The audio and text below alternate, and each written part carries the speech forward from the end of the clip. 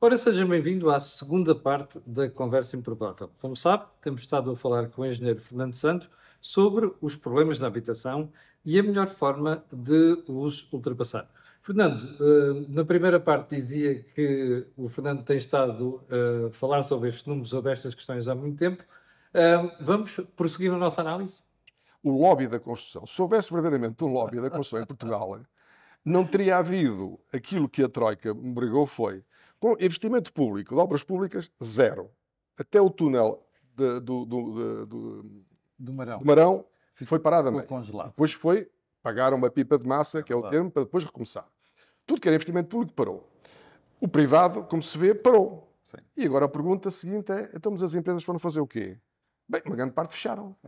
Fecharam e algumas foram para o estrangeiro tentar salvar aquilo que tinham. E os profissionais, muitos deles de idade já avançada, uns emigraram, outros reformaram-se e já não voltaram ao mercado de trabalho. Quem tinha mais de 50 anos, e eu tenho muitos colegas que passaram por isso, passaram períodos dificílimos e tiveram uma consequência muito grave no setor.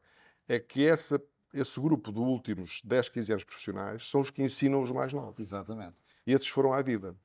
Já não os Portanto, ensinaram. perdeu-se capacidade de Perdeu-se. intervenção. Nós hoje, eu disse isso em 2020, digo, É nós verdade. hoje não conseguiríamos fazer a Expo. Ponto. Quando o Fernando me disse isto em 2020, eu achei que era exagero. Afinal, não é exagero. Não é. Estão a ver? Exatamente, confirmou-se exatamente o que nós dissemos nessa entrevista de 2020. Eu já falei com colegas meus que também andaram em obras da Expo, como diretores de obra, e pergunto-lhes sempre, vocês acham que hoje, se tivéssemos as mesmas oportunidades, nem pensar. Nem pensar. Portanto, mais grave, as empresas de construção, porque também têm que depois defender do chamado Código do Trabalho, das regras, quando tem um trabalhador para o despedir, tem que pagar aquelas consequências. Exatamente. O que é que fizeram? Já que reduziram ou faliram, as novas que nasceram à base de subempreiteiros. Subcontrata esta obra, Os subcontrata subempreiteiros mudam de patrão, e são subempreiteiros que têm 2, 3, 4 trabalhadores, como quem eu mudo de camisa, dão mais 5 euros por peladura ali, mudam, dão azulejo. E, portanto, as empresas não têm hoje uma segurança, e estão a reverter isso, felizmente. Há grandes empresas que já estão a reverter com quadros próprios, mas estamos na fase, outra vez, a reconstruir. da reconstrução. Isto leva 10 anos a fazer. Exatamente. Se ajudassem. Como não ajudam, Como se vê. vai mais. E, portanto, é fácil perceber o que está. Quando agora chegamos a cidades como Lisboa e Porto, eu vou falar mais sobre Lisboa e assumimos o Porto, mas os números, com a proporção dos 200 e tal mil para os 500 e tal mil, portanto é metade da população, não será muito diferente.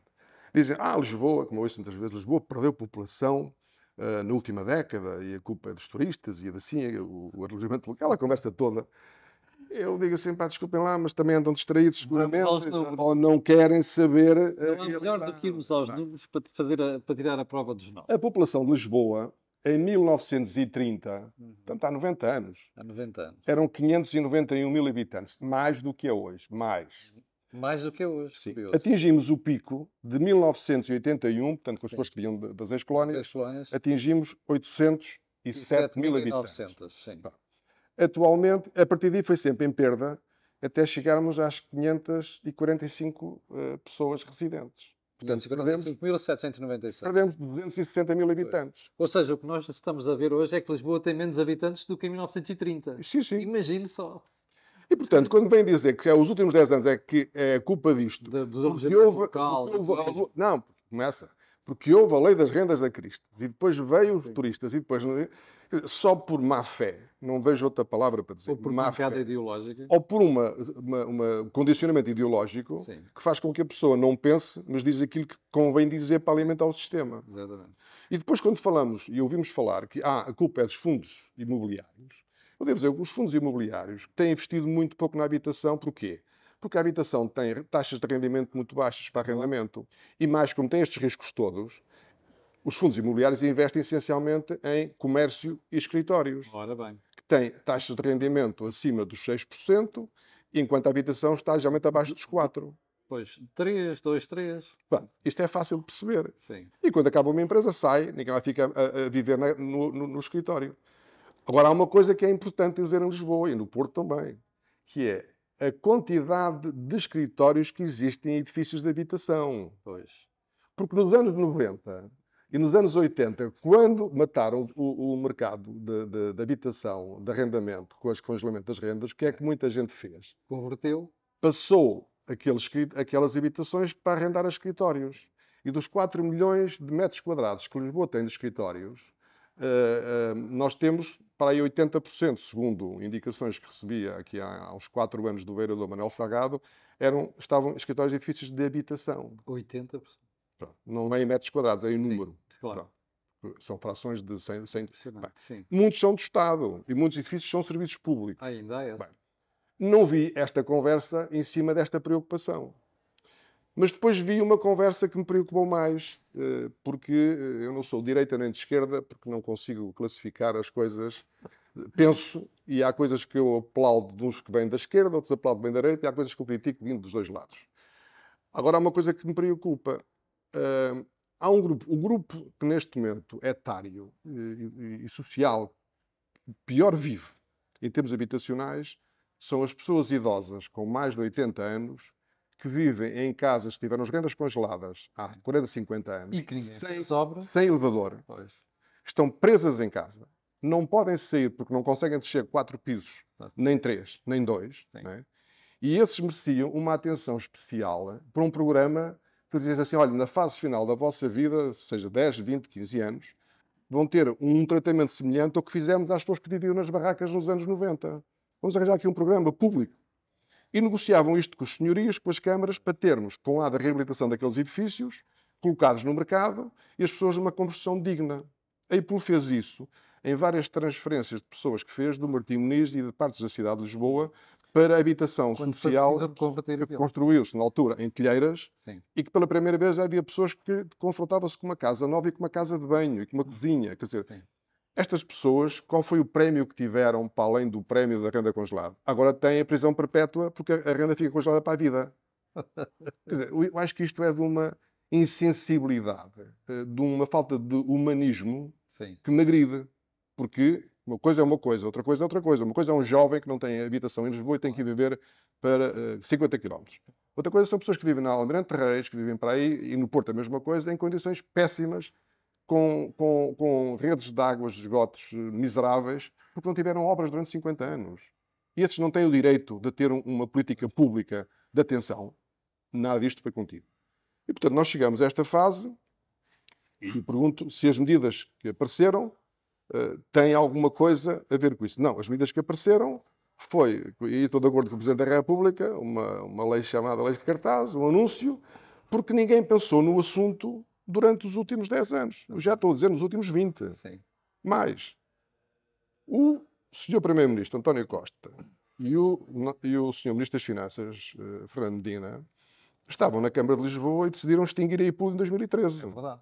A EIPOL era o grande braço da Câmara Municipal de Lisboa para fazer programas que não digo de habitação, também se fez muita habitação social. Sim, a EIPOL fez cerca de 2.000 focos de habitação social para a Câmara, mas fez a EIPOL Jovem, fez habitação de preços moderados, portanto, Exatamente. tinha terrenos da Câmara, tinham como instrumento criado em 1971, por Santos e Castro, portanto, antes do 25 de Abril, como uma empresa pública, mas nacional, portanto, criada por decreto-lei, que pertencia ao município, mas era uma empresa pública municipal, mas de âmbito nacional, pela sua Constituição, e extingue-se em 2013, portanto, estava tudo resolvido. Nós não precisamos de habitação nem de EIPOL, percebe? E, portanto, isto é a prova de que nada foi pensado quando somos confrontados perante um problema de rendimentos muito baixos das famílias. Confrontamos agora com uma questão muito mais grave. Que agora vamos passar à questão que eu julgo que é aí que está o problema. Se nós temos rendimentos muito baixos das famílias, e passámos isto quando foi da Troika, o que é que fez a restauração? Ou o que é que fez a indústria do vestuário? Ajustou a produtos, para não quero aqui dar a dizer marcas, toda a gente conhece as marcas, desde os IKEAs, de mobiliário, com preços muito baratos. É verdade. Podemos questionar a qualidade, não interessa. As pessoas têm uma cama, um sofá, uma roupa de moda com preços muito mais baratos que tinham há 20 anos atrás. Mesmo na Baixa, continuamos a almoçar a preços muito baratos. Por 10 euros. É verdade. Eu almoço todos os dias na Baixa. O que é que se passou na habitação? Não, o custo passou pelo dobro. Portanto, nós não conseguimos, quer dizer, acompanhar. Porquê? Porque as regras que estão sempre em cima de um produto imobiliário, de uma habitação, é sempre aumentar custos. Já não estou a falar também do licenciamento, já lá vamos a essa parte. Mas estou a falar que Uma habitação social tem que ter um estacionamento, garagem, não estamos a forçar uma casa, é uma casa com um carro. Uma cave custa 25% de uma habitação. 25%? Sim, porque uma habitação hoje pode custar, acima do sol, 1.200, 1.300 euros, uma cave custa 600. Pois, por causa dos custos de construção. Isso é imputado acima, portanto. E, portanto, se queremos começar a reduzir custos, então vamos começar a falar como tínhamos nos anos 80. O que é que nós tínhamos? Uma portaria que definia regras mais restritivas de exigências para podermos ter habitação a custos controlados. Por isso é que eram controlados. Exato. Quando depois queremos pôr uma habitação, as regras da habitação social praticamente iguais à produção de uma habitação de luxo, as regras são as mesmas, nós só podemos ter o disparate. Ora bem. E, portanto, a primeira questão é olhar para o rendimento das famílias e dizer assim, é possível termos uma construção hoje que permita, no final do produto acabado, ter 2.000 euros por metro quadrado, ou seja, 100 metros quadrados custam 200.000 euros. 200.000 euros. Para ter 500 euros de renda, é possível. Não é possível com as regras que temos. Pois. Portanto, começamos... Ou seja, isto não se faz por decreto, tem que se mudar tudo aquilo que está... Temos que ir ajustando e ver assim. Começamos a ver. E dou-lhes aqui, para terem uma ideia da falta de política pública, eu dou aqui 3 exemplos que me parecem óbvios. Quando olhamos para a Constituição, vem lá o direito à habitação, o direito à saúde, o direito à educação. Saúde. O orçamento de 2022, 14.800 milhões. Portanto, nós pagamos, todos nós, contribuintes, 14.800 milhões. Chegamos à educação, temos metade, 7.700 milhões. Chegamos à habitação, temos um contributo de quem produz para o Estado, não é? De 3.100 milhões de quê? De IMT e de IMI. Ou seja, impostos. Impostos, só estes dois. Fernando, qual é que foi o valor que disse? 3.100 milhões, soma do IMT com o IMI. Para terem uma ideia, em Lisboa, em 2022, a receita de IMT mais IMI foi de 450 milhões. E no Porto foi 110 milhões. E agora comparem esta receita que vem do imobiliário, já não estou a falar das taxas, das câmaras, estou a falar só de 2 impostos. 2 impostos. Agora comparem com o investimento público que deveria ser feito para garantir o que a Constituição diz. Sim. Mas isso não diz uma tamal da esquerda que fala nos direitos. Exatamente. Essa parte não interessa. Os direitos são garantidos por todos nós e bem, para a saúde, para a educação, para a segurança, para tudo isso. Quando chega à habitação, não, isto agora tem que ser os privados a pagar a fatura.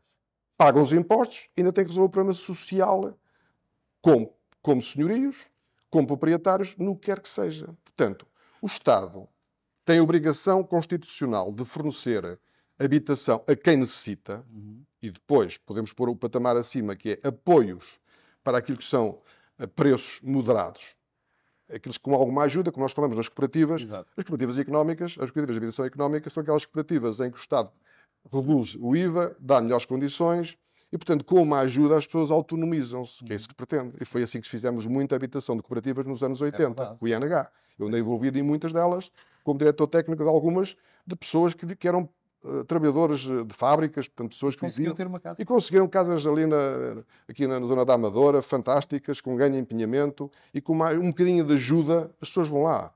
Portanto, mas isto temos de ter também um quadro legal, claro, que não se diz apenas de custos controlados, é custos moderados. E os custos moderados permitem também um conjunto de regras que sejam mais moderadas. E começo logo pelos deficientes, daquilo que é hoje o exagero de uma casa de banho que tem que ter 1,5 m de diâmetro, para não sei o quê, como se todos fôssemos muito ricos. Todos nós, infelizmente, na vida, tivemos já familiares que precisaram depois de uma cadeira de rodas e adaptamos uma porta. As portas têm que ter 80 centímetros, tira-se um bidé e que resolve-se. Mas não é preciso todas as casas. Não, mas tudo isto, eficiência energética, estamos no nível da Finlândia. Depois, agora, os resíduos. A APA quer mais impostos. Quer dizer, não perceberam que aquilo que se passava nos anos 90, em que a cebola podia ter várias camadas de custos e havia no final alguém que comprava a cebola pelo preço que fosse, através da banca, isto acabou. Agora já não é assim. Portanto, podem pôr os impostos que quiserem. A malta não produz, depois não há quem compre. E quem é que compra? Estrangeiros. Exato. E agora, e se entrarmos na reabilitação urbana, entramos então numa coisa ainda mais interessante, porque quando compram um edifício numa zona histórica para reabilitar, aparecem as pombinhas todas dos arqueólogos, dos geógrafos, dos historiadores, que aqui acham que aquela parede deve-se manter, aquela porta também é para manter, nas propriedades privadas, não é? Sim. E, portanto, a certa altura, a obra está parada 5 meses a fazer pesquisas, que é paga pelo promotor, os custos a subir, e chega ao fim que tem um custo que só é possível comprar por 6, 7 mil euros o metro quadrado. E dizem assim, mas isto não é acessível aos portugueses. Pois não, mas também não era o investimento feito, como nunca foi feito no passado, se não houvesse estrangeiro a comprar por esse preço. Isto aqui estava devoluto. Claro. E, portanto, as coisas são simples de perceber. E quando olhamos para a baixa, as freguesias históricas, dei-me o trabalho também de ver a diferença entre 1900, 2011 e 2021. Lisboa perdeu, em todas as freguesias, perdeu 17 mil habitantes. Entre 2011... Todas da Baixa? Não, total. Ok, total. Perdeu, todas da zona histórica. Isso mesmo. No total perdeu 7 mil, que alguns cresceram. Portanto, nós estamos, então 3.700 famílias vivendo na zona histórica. A diferença, perda, foram menos de 3.700 famílias. Sim. Ora, isto não justifica uma lei, não é cirúrgico. Porque aqueles edifícios estavam obviamente todos devolutos pelas razões que eu estou a dizer. E nunca teriam reabilitação para depois arrendar a 1.000 euros ou 500. Não é possível. Não é possível. Mas isto só mostra a tontice da senhora Ministra, que quando era secretária de Estado dizia que qualquer pessoa tem direito a viver em qualquer zona de Lisboa. Paga, o Estado tem que pagar.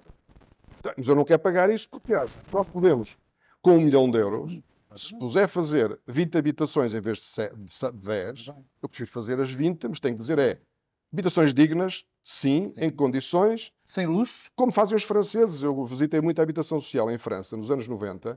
Eles vinham a Portugal e ficavam admirados com o nosso luxo. Por fora eram muito melhores que as nossas. Por questões estéticas, por questões de enquadramento urbano, por questões de proteção térmica. Mas no interior? O interior era vinil para substituir numa tarde, quando se ia um inclino. Não havia azulejos nas casas de banho, nem nas cozinhas, e havia um móvel apenas de lavatório para ligar o lava-loiça. O resto cada um pusesse móveis que quisesse. Mas conseguiam rendas, de facto, fantásticas. Mas tem que ser por aqui, porque senão não se consegue ter rendas assim. Ou não vamos por aqui, e então chegamos à parte que é o princípio da história, que é os terrenos.